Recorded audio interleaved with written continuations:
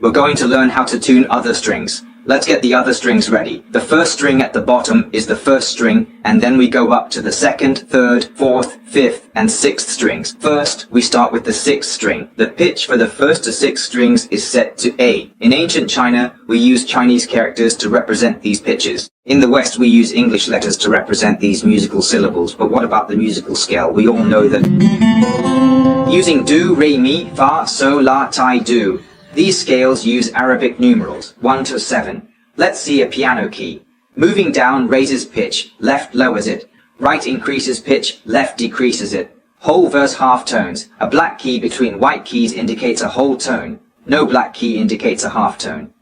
Now, as for the width and narrowness part, which is the yin space I just talked about, if I move this yin space to the next yin space, then the yin tone will become higher and higher. If I move this yin space to the left, then the yin tone will become lower and lower. In short, the more to the right, the higher the yin tone, and the more to the left, the lower the yin tone. So after adjusting this yin space, what if I want to raise it a level? This means going up an octave. A black key between two white keys indicates a whole tone. Without a black key, it's a half tone. This black key is sharp C or flat B. The sharp sign, Baha, means sharp and B means flat. These notes are the same. To go from C to D, raise C by a half tone to sharp C, then another half tone to D. So C to D is a whole tone.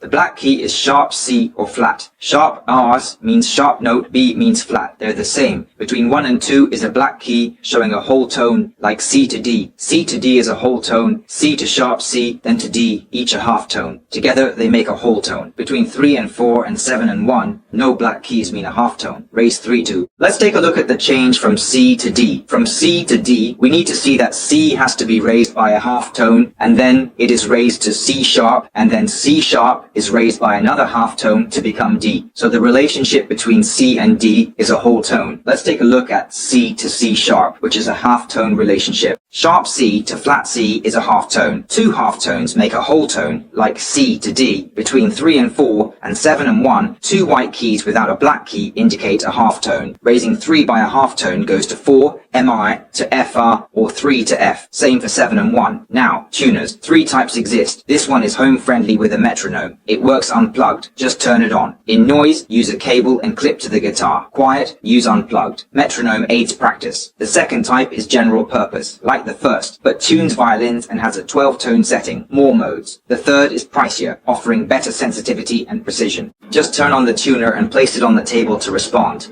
If it's too noisy, we can plug in this cable, attach the clip to the head of the guitar, and then tune it. This is useful in noisy environments. If the environment is quiet, we can just unplug it and use the tuner on the table to tune it. When practicing, we can also turn on a metronome to help us practice, which is very convenient. The second type is a general purpose tuner. This second model has functions to tune instruments like violins. The third tuner is pricier, but offers stable sensitivity. For precise tuning, a more expensive tuner ensures better sound quality. New guitar strings often go out of tune due to unstable tension. I always tune my guitar before practice. Long press the power button to switch to tuning mode. When performing, if you want to tune more accurately and stably, you can use a more expensive tuner, which will help ensure better sound quality. This tuner only has a 12-tone equal temperament mode, which we'll discuss shortly. Generally, when you change the strings on your guitar, or put on new strings, it tends to go out of tune more easily, because the tension of the strings isn't stable at first. So, after changing the strings, you need to tune it several times until it stabilizes. Listening to my mom helps me stabilize. Also, I must tune before practice. This habit can train our ears, and in the future, if the guitar goes out of tune, we can easily notice it. Next, we will use this tuner to teach you how to tune. Just press the power button, and this tuner will switch to the tuning mode, which usually has several options. Press the button to switch modes. The tuner has 5. This steam mode can be used on most string instruments. Adjust to the next one, G mode. The next one is a pitch mode, a reminder for the next pitch. You can switch to other modes. It operates on a 1 to 6.1 scale, 112, meaning 2A3 is 3G4, 4D, and 5A6 is 6.1. New or other tunings may deviate, so C mode is recommended. Any pitch tune displays on screen. To switch pitches, change to G mode or continue tuning. With basic tuning knowledge, use C mode and 12-tone temperament. Start by setting to equal temperament mode. screen displays clearly. When tuning, maintain consistent right hand pressure. The left hand must also learn. Both hands should sync.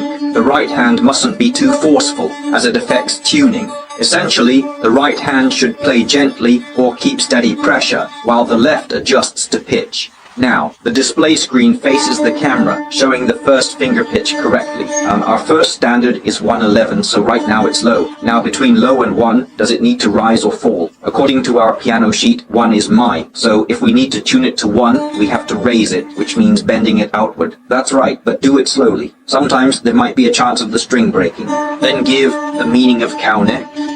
It's quite different. At this point, it still hasn't stabilized. This one is a bit loose on the left side, so we need to adjust it to the middle to get it right. Then we can continue adjusting on the right side to 86. Once the display screen in the middle shows a green light, that means it's okay. Just keep it flowing slowly. Alright, let's do it again.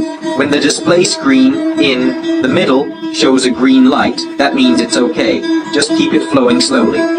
Alright, let's do it again.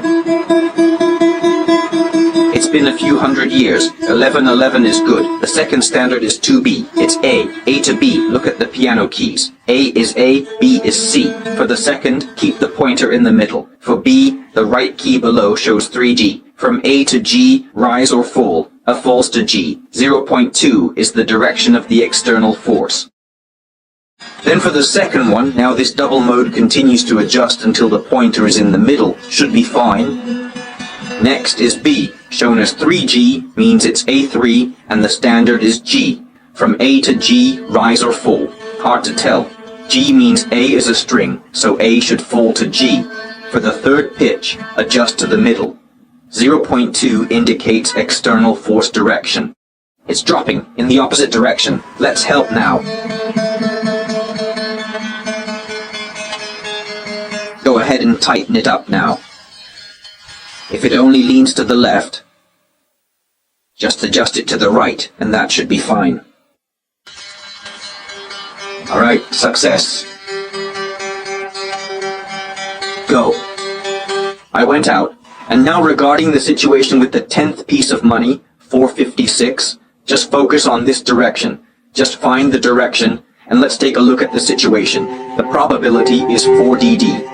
Now let's see what C is at this point. C is about to show up, so no need to rush. If you jump to the first place at the bottom, it still hasn't come in. The second one can only be in the middle position, which is green. For the fourth one, our title is 5A. So, when we play it, it shows BB to A. Now, should it rise or fall? Let's take a look at the above. B is C, and A is the A note, so it should actually fall by 1 note. Yes, it can drop by 1 note, which is 2 times. No need to rush.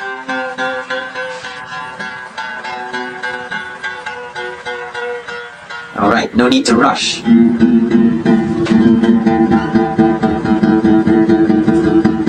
It seems like the standard for 6000 is 6.1. Right now it shows the first one, and this line is definitely loose, so we need to raise it since it's showing a low pitch. Alright, let's move on to the second one. Keep it in the middle. So, what about the front desk from 1 to 6?